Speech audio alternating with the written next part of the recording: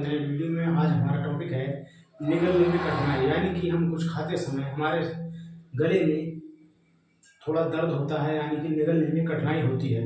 जैसे हम इसे क्या समझते हैं, जैसे फूड और लिक्विड को निगलने में कठिनाई होना या डिफिकल्टी इन सोलोइंग कहलाता है। यानी कि आप इसे देख सकते हैं, ये डायग्राम वगैरह भी है। जब इस प्रकार का होगा तो हमारे गला जो है ठीक होगा, और ये जब ऐसा फूल जाएगा, इसमें कोई प्रॉब्लम हो जाएगी तो ये इसमें निगलने में कठिनाइयाँ होने लगेंगी, हमारे गले में जो है हल्की हल्की खराशें पड़ने लगेंगी। चलिए हम अब टॉपिक पे आते हैं, इसके कॉजेज क्या क्या हैं। इसके कॉजेज कई सारे होते हैं। कॉजेज होते हैं फेरेंजाइटिस। फेरेंजाइटिस यानी कि ग्रसनी शोथ। ग्रसनी शोथ होती है, इससे टाउंसल्स हो जाते हैं। टाउंसल्स यानी गलसूं में सूजन हो जाती है। आइसोफेगल नैरोइंग हो जाती है, यानी कि भोजन की जो नली होती है वो थोड़ी सी सक्रिय हो जाती है, पतली हो जाती है, जिससे हमारे गले में निगलने में कठिनाइयाँ होती है। ईसोफेगल ब्लॉकेज हो जाती है, यानी कि भोजन की जो नली होती है उनमें रुकावट पैदा हो जाती है, उसको भी इसकी वजह से ही हमारे गले में निगलने में कठिनाइयाँ होती हैं।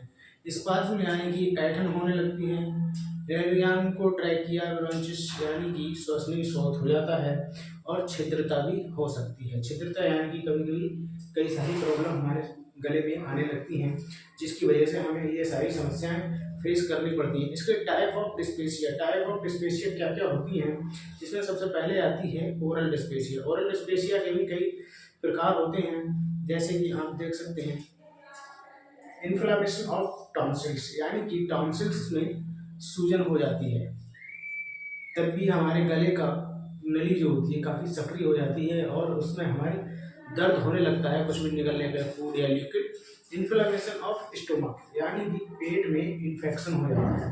इन्फेक्शन होने से पेट में हमारे गला खराब होने लगता है, और हमें निकलने में कठिनाइयाँ होती हैं। Paralysis of soft plate. Soft plate का पैरालिसिस हो जाता है, जिससे हमें निगलने में कठिनाइयाँ होती हैं।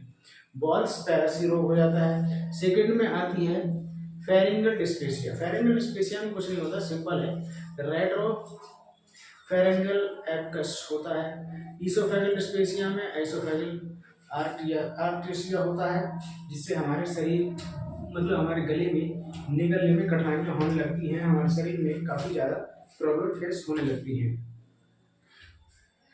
इसके सिम्टम्स क्या क्या होते हैं। सिम्टम्स क्या क्या होता है, सिंपल सिम्टम्स हैं एक्सेसिव सलाइवा और ड्रूलिंग। लार जो होती है हमारे शरीर में उसकी अधिकता हो जाती है, जिसकी वजह से हमें ये सब समस्याएं भी फेस करनी पड़ती हैं। डिफिकल्टी इन चोइंग, यानी कि चबाने में दिक्कत होने लगती है। हम कोई चीज़ चबाते हैं, हमारे गले में दर्द होता है, या फिर हमारे जबड़ों में दर्द होने लगता है, यानी कि चबाने में कठिनाइयाँ होने लगती हैं।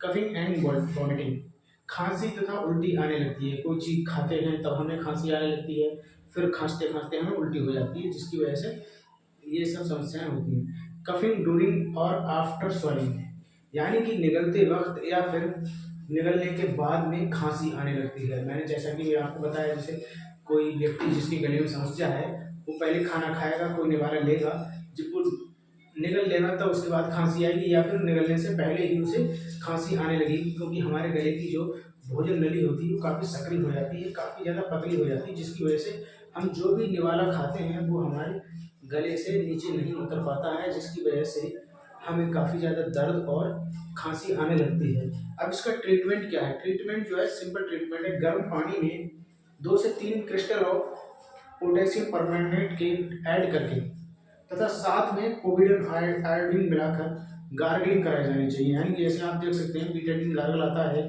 उसको मिला करके हमें गले से कुल्लियाँ करानी चाहिए, गार्गलिंग करानी चाहिए। थोड़ी देर तक हमारे गले में रख के उस चीज़ उसको फेंक देना चाहिए। ऐसे कर करके 2-3 बार आप कर सकते हैं, जिससे हमें काफ़ी ज़्यादा आराम पहुंचता है।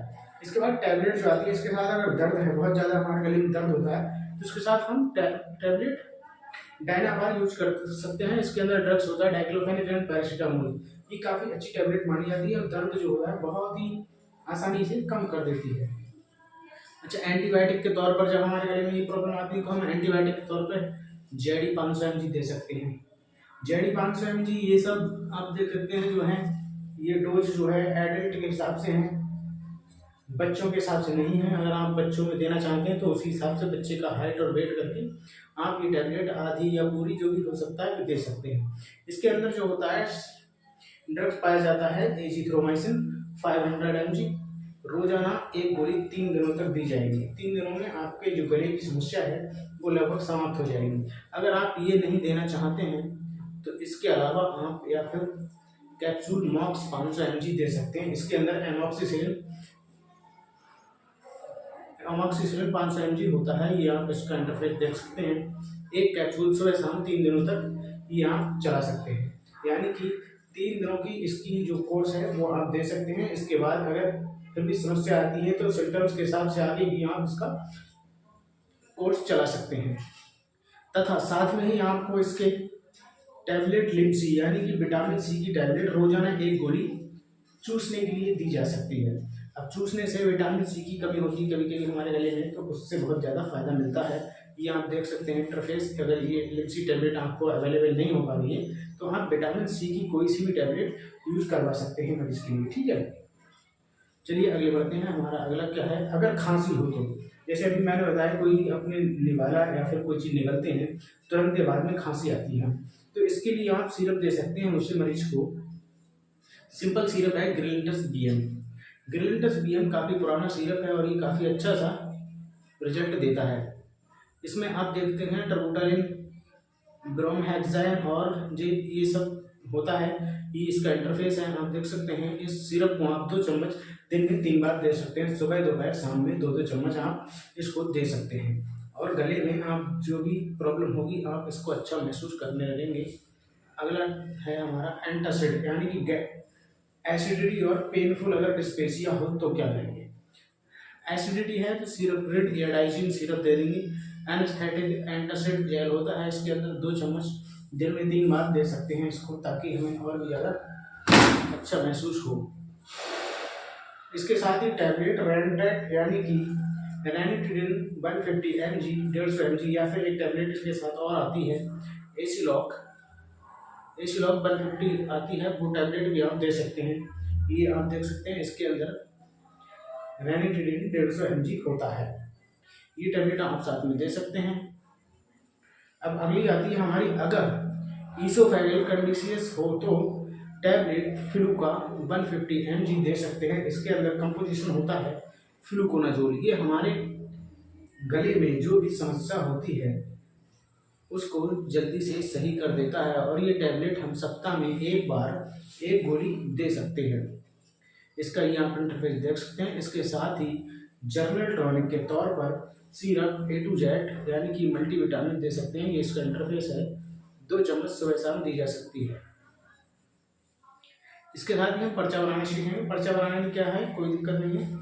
टैबलेट जेडी 500 mg या फिर मॉक्स 500 mg कैप्सूल दे सकते हैं। इनमें से एक दे सकते हैं, साथ में एक टैबलेट लिप्सी देंगे। और अगर एंटासिड है तो आप उसके लिए गैस बनती है मरीज को, तो उसके लिए आप रेंटेक टैबलेट 150 mg दे सकते हैं। और साथ में ये अगर ज़्यादा समस्या हो तो आप फ्लूका भी दे सकते हैं। और जनरल टॉनिक के साथ में इसको A to Z सिरप भी यूज करवा सकते हैं। और गार्गलिंग के लिए आप बीटाडीन गार्गल दे सकते हैं, जिससे मरीज दिन में 2-3 बार लगभग अपने गले के गार्गल कर सके, ये बीटाडीन गार्गल के साथ। और साथ में पोटेशियम परमैंगनेट के 2-3 क्रिस्टल डालकर उस पानी से भी गार्गल करेंगे, तभी हमें बहुत अच्छा फायदा मिलेगा। आप इस पर्चे को ध्यान से देख लें और इसके बारे में अच्छे से पूरी वीडियो पढ़ेंगे तो ज़्यादा अच्छे से जान पाएंगे। फिर भी चलिए हमारे टॉपिक में आज इतना ही। अगर हमारी वीडियो पसंद आई तो वीडियो को लाइक शेयर और चैनल को सब्सक्राइब जरूर कर लीजिए।